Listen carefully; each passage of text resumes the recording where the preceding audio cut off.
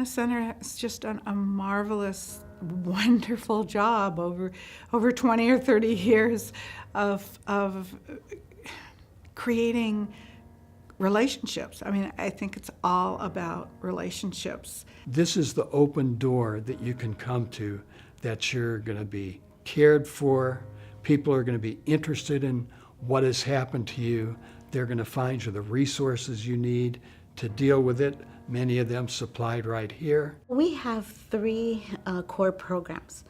The first is a crisis intervention program, and that's for people who have been assaulted in the immediate past. And through that program, we offer a 24-hour hotline where people can get support, accurate information about reporting, about caring for themselves medically. We also go with them to a police station to file a report if that's what they choose.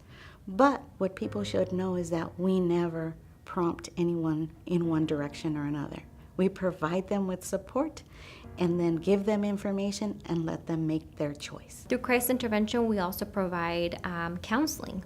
And this counseling is on a 10-week session basis where individuals can come in and talk about their options that they have, whether it's the medical or the legal aspects, and also to process how they're dealing with their sexual assault.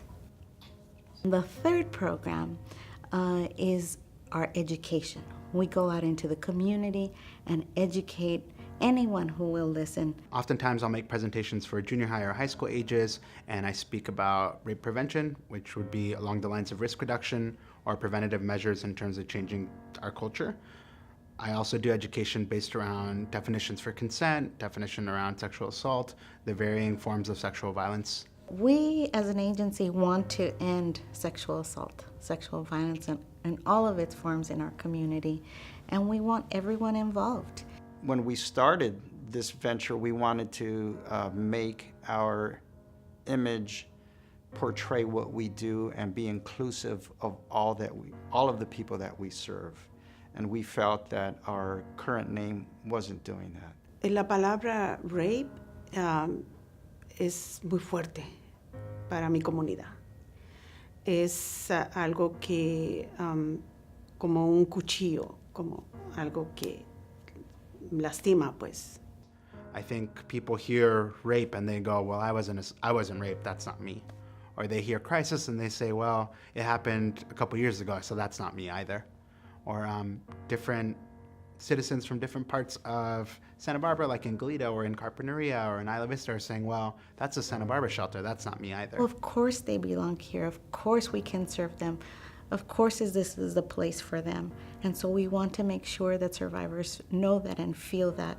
And if a change in the name is going to be a vehicle for making them more welcome, great, we're going to do that. La cara era como muy sumisa, como una mujer, ¿cómo se dice? Deprimida, triste. Pero ahora está más los colores, el nombre, mucho más mejor. Rebranding accomplishes that we become all-inclusive of all genders, of everyone that has suffered any type of sexual assault. I like the logo, because just the shape of the logo, because it kind of, to me, and everybody has a different view on things, but for me, it symbolizes growth, like the unfolding of a flower or the growth of a tree. So one of the things I'm really passionate about with the new name is it brings forward this emotion of anybody can receive our services.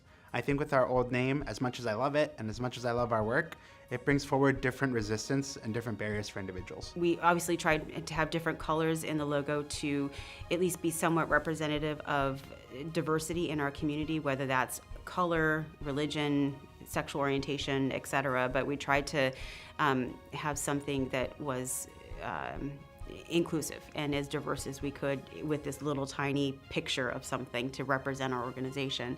And I was really adamant that we retain purple somewhere in the logo, because purple has been the long-standing color of the violence against women movement in general.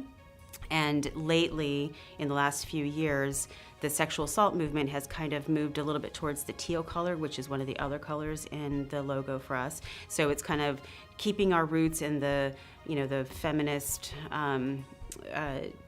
early days of the sexual assault movement. So we're hoping that more individuals will feel a sense of belonging with our agency and seek to begin their healing process with us. So our new name is Standing Together to End Sexual Assault.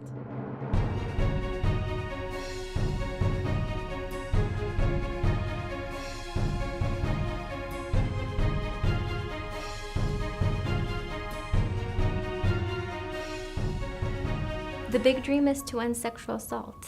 And I think for now, we're ending sexual assault first with helping survivors find the ways that they can heal.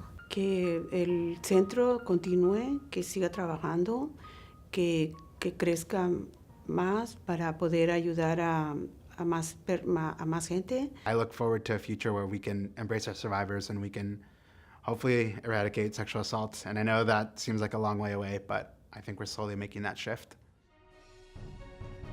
Standing together to end sexual assault. Standing together to end sexual assault.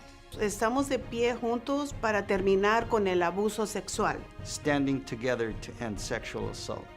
Standing Together to End Sexual Assault. Standing together to end sexual assault.